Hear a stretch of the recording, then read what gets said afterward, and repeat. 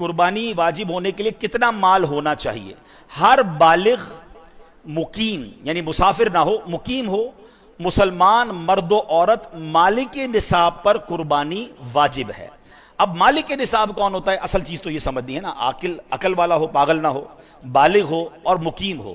اب مالک نصاب کون ہے؟ مالک نصاب ہونے سے مراد یہ ہے کہ اس شخص کے پاس 52.5 تولہ چاندی یا اتنی ہی مالیت کی رقم یا اتنی مالیت کا تجارت کا مال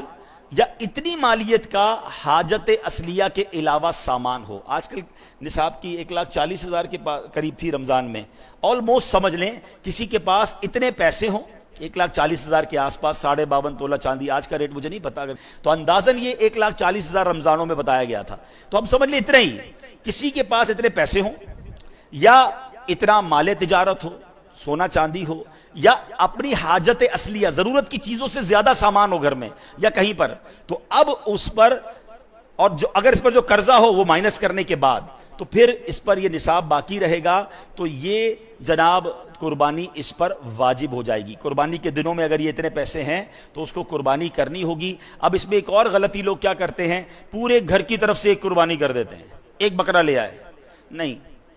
ہاں اگر آپ مالک نصاب ہیں، آپ پر ہی قربانی واجب ہے تو پھر ٹھیک ہے، آپ ایک بکرا کر لیں یا قربانی بڑے جانور میں ایک حصہ کر لیں، لیکن اگر آپ پورے گھر والوں کی قربانی کرنا چاہتے ہیں تو پھر سب کا حصہ الگ الگ ہونا چاہیے۔ ایسا نہیں ہو سکتا کہ ایک بکرے میں 4 لوگ حصہ ملا لیں تو کسی کی بھی قربانی نہیں ہوگی، یاد رکھیے گا، ٹھیک ہے؟ بڑے جانور میں 7 حصے ہوتے ہیں، بلکہ یہاں تو میں مشورہ دوں گا جن کو اللہ نے نوازا ہے وہ اپنے گھر والوں کی، اپنے بچوں کی بھی قربانی کریں۔ نابالغ بچوں کی قربانی واجب نہیں ہے، مگر اللہ نے دیا ہے تو کرنی چاہیے، ہیں؟ ہاں بالغ افراد کی قربانی کریں گے، آپ اپنی زوجہ کی کر رہے ہیں، اپنے بالغ بچوں کی کر رہے ہیں، بھائی بہنوں کی کر رہے ہیں، والدین کی کر رہے ہیں، تو ان سے اجازت لینی ضروری ہوگی، ہیں کہ بھائی آپ کی قربانی میں کر رہا ہوں، اجازت لیں گے تو پھر ان کی قربانی ہو جائے گی، یا پھر انڈرسٹوڈ ہے ان کو کہ بھائی ہر بار آپ ہی کرتے ہیں، ان کو سب کو پتا ہے ہماری قربانی بھائی یا ابو کرتے ہیں، تو پھر بھی انڈرسٹوڈ ہے تو ٹھیک ہے۔ اچھا، اسی طرح ایک اور قربانی میں ہم نے بات ذہن میں رکھنی ہے